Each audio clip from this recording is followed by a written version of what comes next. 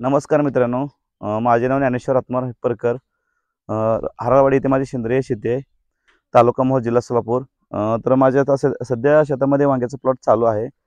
मी जानेवारीमध्ये माझा वांग्याचा दुसरा प्लॉट तिकडे चालू होता, तो आता संपत आला आहे. हा नवीन प्लॉट मी तयार केलेला आहे. हा नवीन प्लॉट आता चालू झालेला आहे. पहिली पालवणी केलेली आहे. आता हा प्लॉट जो आहे तो 5 गुंठ्याचा आहे. तो माझा जो पहिला प्लॉट होता तो जानेवारीमध्ये चालू होता, अजून पण तो प्लॉट चालू आहे.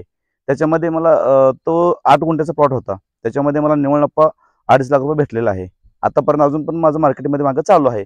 त्याच्यामध्ये मला टोटली 380 कॅरेट माल मिळाला आहे मला, आणि 500 रुपयापासून सुरुवात झाली होती.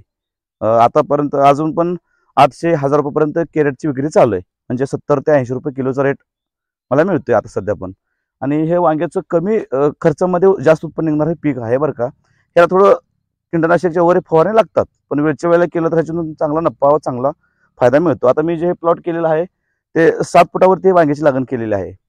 रोपाचं मधलं अंतर 3 फूट आहे, आणि मधला जो अंतर आहे तो 7 फुटाचा आहे. आणि हे मला आता माझं वांग आता हे कमीत कमी दिवाळीचं पाड्यापर्यंत वांग चालतं. म्हणजे पुढच्या गुढीपाड्यापर्यंत माझा हा वांग्याचा प्लॉट चालू राहतो. आणि मी काय करतो, 5 ते 10 गुंठ्यावरती शेती करतोय. कारण ह्याची 5 ते 10 गुंठ्यावरती करण्याचं एकच कारण आहे, मला आठवडे बाजारमध्ये हे वांग विक्रीसाठी घेऊन गेल्यामुळे त्याचं मला हे चांगले पैसे मिळतात.